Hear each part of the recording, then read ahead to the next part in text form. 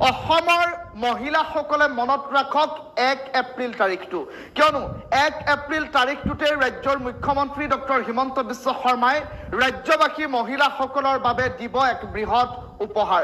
Hello everyone welcome back again रायजोफोर फिन खेबसे चेनेलाव बयखौ बरायग्रोनानै लानाय जाबाय। नैबे समावहाय मोननैसो आपडेट्स लानानै फिन खेबसे आङो फैफिनबावनाय जाबाय। जायफोरा इन्टारेस्ट मोनो नायलांनो हागोन, गोसो गैयैफ्रा नायाब्लाबो जागोन आरोना। आरो भिडिअसआ मानि सायाव जागोन नोंथांमोना मिथिखाबाय टाइटेल बा थाम्बनेलावहाय नायनानै, आरो इन्ट्र भिडिअसबो होखादों। तो जागायलांदिनि मिथिखानाय आपडेट्स, आरो आङो बेबायदि मिथिखानाय आपडेट्सफोरखौसो लानानै फैखानाय जायो आरोना। लोगोफोर बे साननैसोआथ' आरो मोजां मोजां भिडिअसफोर ओंखारबोगासिनो दङ। आपडेट्सफोरा बेबायदिनो गुदुं गुदुं, इलेक्सनफोराबो सफैगासिनो खाथि खाथि। इलेक्सननि गोबांथार निउसफोर ओंखारगासिनो दं, नाथाय आङो कभार खालामाखै। तो एसे बानाय मोनो, इन्टारेस्टिं मोना आरोना बांद्राय पलिटिक्स बायदिसिनाफोरखौ। तो बांद्राय इउटिउबाव माने फेमास जानोबो गोसो गैया, आरो एसे माने पलिटिक्सनि सायाव बारा इन्टारेस्ट मोना आरोना। बेखायनो आङो कभार खालामनाय जायाखै, आरो बेबायदि भिडिअसफोर लाबोनोबो बांद्राय मोजां मोना लोगोफोर। तो जागायलांदिनि मिथिखानाय।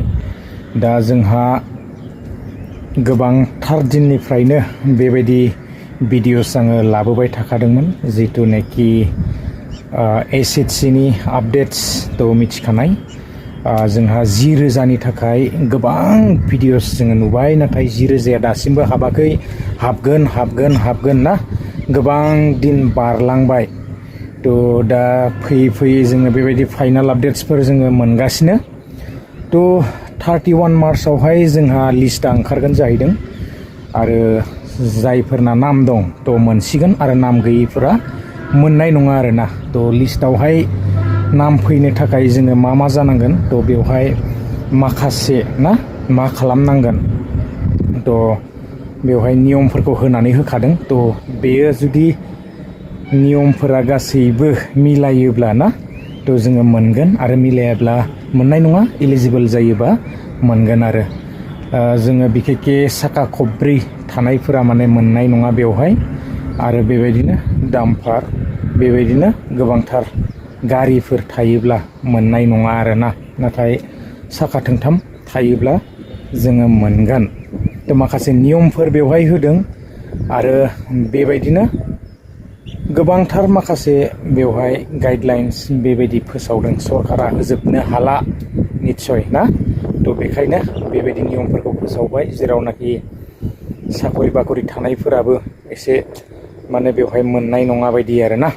आरो बेबायदिनो साथाम साब्रैनि बारा थायोब्ला, गथ' गथाय बेबायदि थायोब्लाबो मोननाय नङा जाहैदों। नाथाय एसटि एससि बेबायदिफ्रा एसे माने रेहायखौ मोनगोन जाहैदों आरोना। साब्रैसिम बा साथामसिमबाबो मोननायनि चान्स दङ जानांगौ। दा जियानो हक, जायफ्रा इलिजिबल जागोन मोनगोन, आरो 31 मार्चआवनो बेवहाय तालिकाया ओंखारनानै फैगोन आरोना। तो मिथिनो मोनखानाय आपडेट्स, फाइनालि 1 एप्रिलनिफ्रायनो जागायसिगोन फार्स्ट इन्स्टलमेन्टआहाय। फार्स्ट किस्तिया हाबसिगोन आरोना। 1 एप्रिलनिफ्रायनो आराम्भ जागोन। 26 लाख आइजोफोरा बेवहाय मोननो थांगासिनो दङ। तो नेनानै थादो, मोनसिगोन आरोना। नाथाय इलिजिबल जानांगोन दै, इलिजिबल जायाबा मोननाय नङा। तो रायजोफोर बारा गोलाव खालामला, आरो बेलेग बेबायदि आङो आपडेट्स लानानै फैनाय जायाखै आरोना। भिडिअआ बेसेखिनियानोमोन। नेक्स्ट भिडिअ लोगो मोनगोन। गोजोन्थों, बाय। 1 এপ্ৰিলত আত্মসহায়ক গোটৰ মহিলাই লাভ কৰিব প্ৰথম কিস্তিৰ ধন। 31 মাৰ্চত প্ৰকাশ পাব লাখপতি বাইদেউৰ চূড়ান্ত তালিকা, আৰু এই চূড়ান্ত তালিকাত প্ৰকাশ পোৱা প্ৰতিগৰাকী মহিলাৰ একাউণ্টত সোমাব 10,000 টকাকৈ প্ৰথম কিস্তি। তৃতীয় আৰু চতুৰ্থ শ্ৰেণীৰ কৰ্মচাৰীৰ পৰিয়ালৰ ক্ষেত্ৰত কেতবোৰ ৰেহাই।